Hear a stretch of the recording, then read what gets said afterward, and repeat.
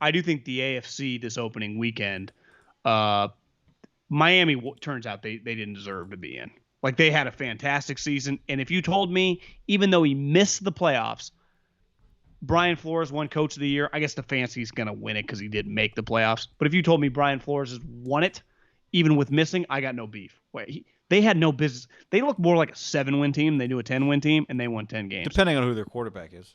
But, yeah, I mean, and it showed today, like, Fitz wasn't around, Tua stunk. Like, Tua was terrible. Well, I texted you during the game, like, if Indy had ended up losing to Jacksonville and Miami got in, I think you would have had to start Fitzpatrick next week.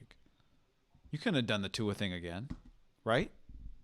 Yeah, you're probably right. They've been weird with it. Like how they would have been the right thing to do. How'd they go back to him this week? After last week. To me, though, Indy just deserved to be in, and I think Indy's flawed or whatever because Phillip can just be a little hit or miss. But the three playoff teams, Baltimore, Cleveland, and Indy. I mean, that's just going to be tough for Tennessee, Pittsburgh, and Buffalo. I'll make a prediction right now. One of these three teams is going to lose. Tennessee, Pittsburgh, and Buffalo. I'll be surprised if all three home teams win. Because the margin for error, like all these spreads are close. I'll tell you who I think it's going to be. I kind of think it's going to be Pittsburgh. As someone who thought they were Cleveland, as someone who thought they were the best team in the NFL for a good portion of the year. You think Indy could beat Buffalo? It's hard for them to score. Yeah, it's hard for them to score. Baltimore, Tennessee. Say one thing for Tennessee. That fucking guy, I mean, he just ran for 2,000 yards. He's incredible. Back-to-back years, 2,000 yards.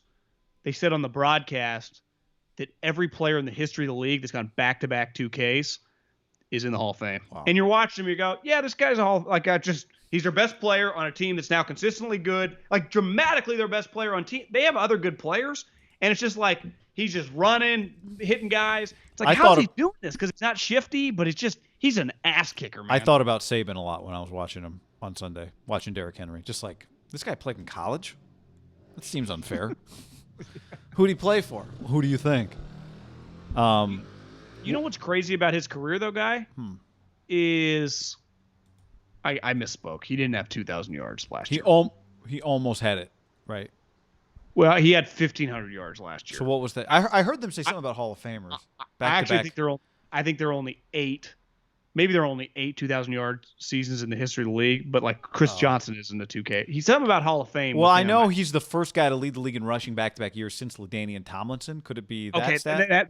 That's the stat. So the only guys in league history to lead the league back-to-back years, because that's a long time ago, right? So think about it. Since 2007, we've had new yardage leaders every year.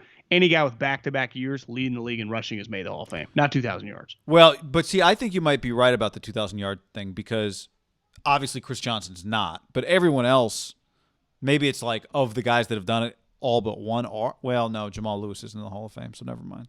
Yeah. Eric Dickerson, Adrian Peterson, Jamal Lewis, Barry Sanders, Terrell Davis, CJ, 2K, and OJ, 2K. He's really good.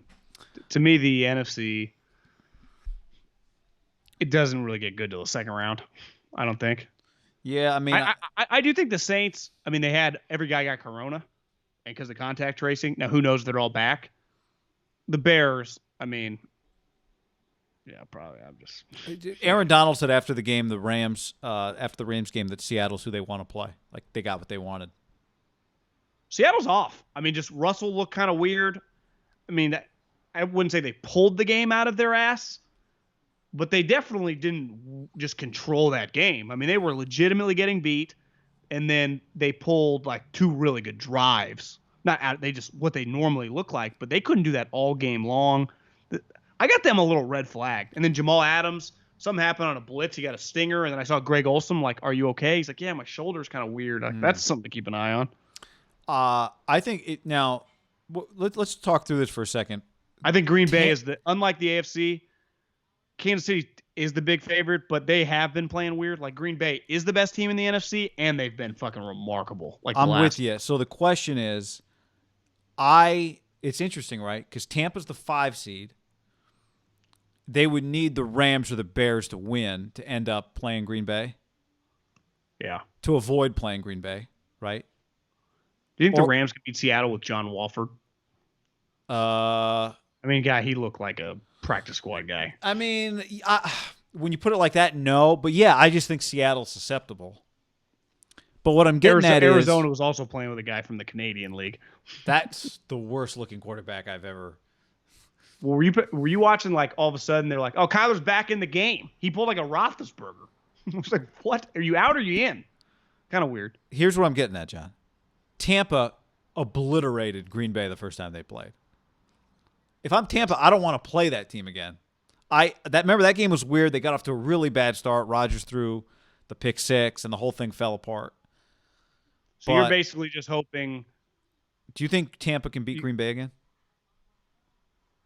I mean, they do things that translate. They have a big-time quarterback that's used to playing in the cold. They have a run game, and they have a really good defense. So, yeah, I'd say they match up. Like, if you're Green Bay, you really hope the Rams upset Seattle. So you get Tampa, the Saints, which is it kind of like college basketball in the tournament. It's hard to beat a team, 4 times or 3 times. The Saints have kicked their ass twice. Yeah.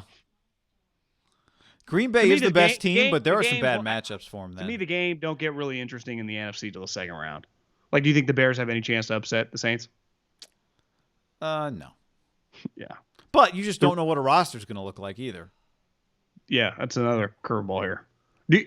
If you had to make a prediction, do we think what happens if on like a Wednesday, Russell Wilson, Patrick Mahomes, Drew Brees, Baker, Lamar's probably good, Roethlisberger, Josh Allen. Does a game get moved to like a Monday or Tuesday? I think the NFL wants no part of a team having to play with their starting quarterback in this situation, right? Especially if it's like, oh, we're going to have a playoff game on a Tuesday night all of a sudden. Watch this work. Yeah, we already got 6. I love that the season ends and it's like, the NFL, incredible, 256 games, didn't miss one. It's like, well, yeah, because they did absolutely whatever it took to play the games, which is fine.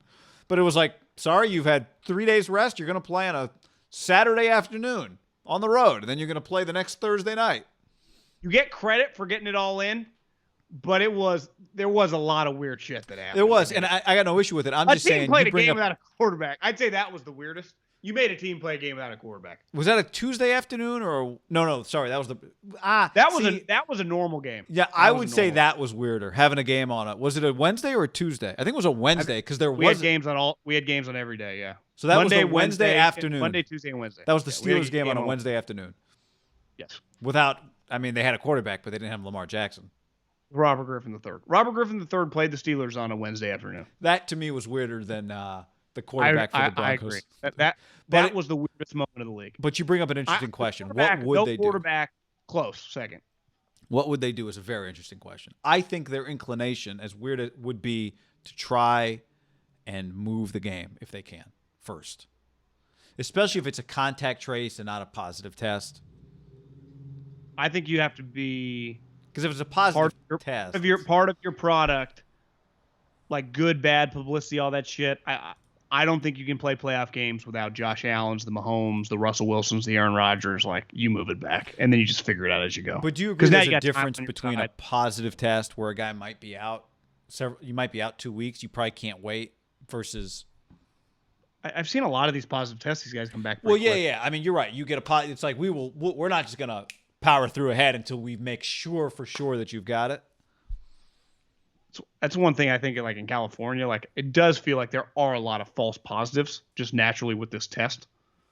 In like states, it just becomes a positive. You never know any different. But in the NFL, because you get tested every day, right? Yeah. If I just go and I'm asymptomatic and I go let the state test me, boom, they know that I'm positive. But let's say I'm asymptomatic / I am a false positive. I never go back. I just maybe go quarantine or whatever. And I'm just like, I was asymptomatic. Yeah. I was in the NFL, you're just tested every day. So in a hospital, you'll get tested multiple times, though. But you're right. You could end up at home sitting in your closet for 14 days. The majority of these cases that you read about are just people getting tested and leaving, right? Or not in the hospital. Where in football, they're just getting tested and they get sent home or stay, but they come back the next day, even if they're doing their damnedest to retest. Especially if you don't feel anything. And you're getting quick tests. You're not getting 3-day, right? You are getting 15-minute repeated piece. I know they're in college. I'm sure, is the NFL the same? Where it was like, oh, we're doing PCR and antigen and like we're doing everything we could possibly do. So Yeah. I would imagine to answer I think they would move a game. Yeah, I'm with you. Same. So, which I wouldn't hate. I wouldn't hate it either. But it just throws, it's like then what do you end up doing the next week and the next week? Because you can't have a team. Now, sometimes you could go Sunday to Saturday, or could you go Sunday? Yeah, you could go Sunday to Saturday. You could short week in the playoffs, right? Some teams get screwed, on the opening weekend. If you but play would Sundays, they make a team go? They Saturday. wouldn't make you go they would move another game back for you, right? And then you'd have to move another game back. Yeah. And that's where having 2 weeks for the Super Bowl actually really work. Yeah. Maybe one team gets a week and a half and it's no big deal. You just live with it. I would imagine the Super Bowl a lot like the bowl games. Like Drew told me at Oklahoma, they just went out the day before. Typically at a bowl game, you go there for 5 days. Same thing with the Super Bowl. They're just going to be at home and then go. Yeah. I hope they don't make guys do it on Zoom.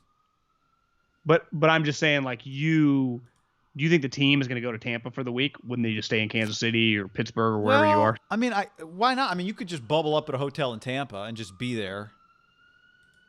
You could, but I don't know. I don't either. That's a good question. I bet they don't have a firm answer on that yet. Maybe you're going to see how the winter playoffs go. Yeah. Because if there aren't any issues, I do think the safest thing would just be to have Steve at home, keep doing what you're doing. Because the Super Bowl it's not going to exist this year, right? Of what it normally is. Yeah. I would imagine it'll be like the World Series, though. I would guess there'll be some fans. Remember the World Series had fans, so it'll be. You'll Tampa's have some open. of that. Yeah. Well, God, they're fans at every fucking game. Like, I mean. Yeah, but like Buffalo had 6,000. Like I think the World Series had more than that, didn't it? Yeah. Well, I mean, Tampa's going to have 25. Yeah. I saw someone already bought a national championship seat for like 18,000 because obviously there's way less tickets. Oh. And the 50-yard line's going pretty good. Why not? I guess you can't really do that in the NFL. I was going to say, why not just take the whole league to Tampa for the playoffs, so no one ever. I think the players pushed back against that. Yeah, I'm sure they did. But that wouldn't be a reason not to do it. It's just the NFL. They don't get a say. No, but I just think this isn't the NBA or Major League Baseball. I think the teams are saying we actually feel pretty good about our setup here. Yeah, I mean it's easier at home, I think, than going to a new venue.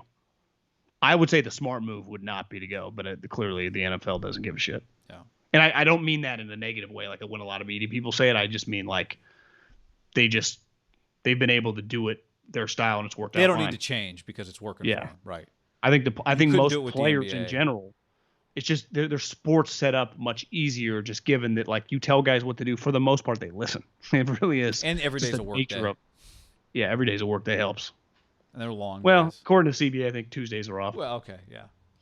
That's true. But you got to get to work early the next morning. No, it's not like, it's shoot-arounds at 11. Yeah. We're going to have first team BP 4:30 in the afternoon. It's like, no, meetings at 7. Yeah. Coffee is a huge part of the NFL. I think in baseball it is because when you show up there at 1, you like have a cup of Joe, but sometimes guys got up at like noon, right? Sleep patterns is way different.